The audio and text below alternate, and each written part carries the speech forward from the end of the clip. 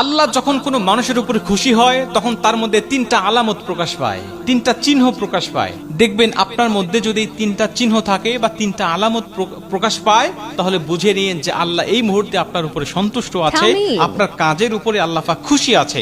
অতএব এই কাজগুলোকে আপনি কন্টিনিউ করবেন। প্রথম নম্বরে রাসূল সাল্লাল্লাহু আলাইহি ওয়াসাল্লাম বলেন, আল্লাহ যখন কোনো মানুষের উপরে খুশি থাকে, আল্লাহ যখন কোনো মানুষের উপরে সন্তুষ্ট থাকে, তখন ওই মানুষকে আল্লাহ রাব্বুল আলামিন দ্বীনের পথে চলতে সহযোগিতা করে, দ্বীনের পথে তাকে বেশি বেশি কাজ করার জন্য আল্লাহ পাক সহজ করে দেয়।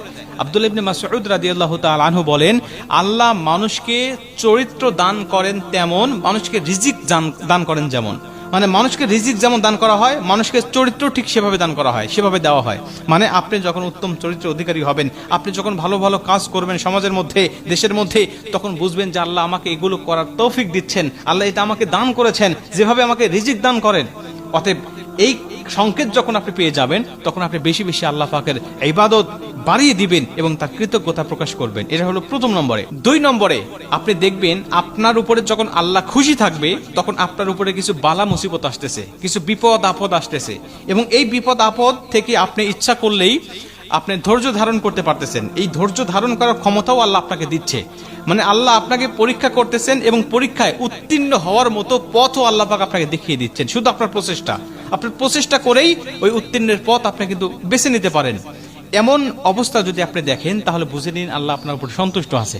হযরত বেলাল রাদিয়াল্লাহু তাআলা আনহুকে একবার কাফেররা প্রশ্ন করেছিল যে, বেলাল, তোমার উপরে যদি আল্লাহ সত্যি খুশি থাকতো তাহলে তোমাকে এত বিপদের মধ্যে তো ফেলাতো না, তোমাকে এত কষ্ট দেয়, এত নির্যাতন করে, তোমাকে মারতে মারতে বেহুশ করে উত্তপ্ত বালুর উপরে তোমাকে রেখে যায়, যেই বালুর উপরে মানুষ খালি পায়ে হাঁটতে পারে না, মোটা স্যান্ডেল পায়ে দিয়ে বা চটি পায়ে দিয়ে সেখানে হাঁটতে হয়, আর তুমি খালি গায়ে এখানে পড়ে থাকো, তোমার রক্ত বালুর মধ্যে পড়ে গিয়ে বালুটা ঠান্ডা হয়ে যায়।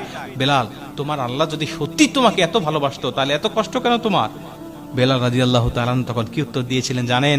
তিনি বলেছিলেন, দেখো, তুমি যদি একটা বাজারে গিয়ে একটা মাটির হাঁড়ি কিনতে চাও, একটা পাতিল কিনতে চাও, তারপরেও তুমি সেটা দেখে সেটা তুলে হাতে নিয়ে একটু বাড়ি দিয়ে দেখো যে এটা ফাটা আছে কিনা, এটা তোমার কাজের জন্য উপযুক্ত হবে কিনা, এটা সত্যি ভালো কিনা, তুমি এটা যাচাই বাছাই করে একটা মাটির পাতিল তুমি কেনো। আর আমার রব আমাকে জান্নাত দিবে 10টা পৃথিবীর সমান একটি করে জান্নাত, ওই রব কি আমাকে একটু বাজিয়ে দেখবে না? ওই রব কি আমাকে একটু বিপদ আপদ বালা মুসিবত দিয়ে দেখবে না?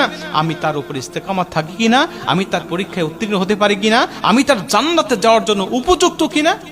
আল্লাহ মূলত আমাকে তার জান্নাতে নেওয়ার জন্য উপযুক্ত কিনা এটা বাছাই করার জন্যই আমাকে বিপদ আপদ দিচ্ছে।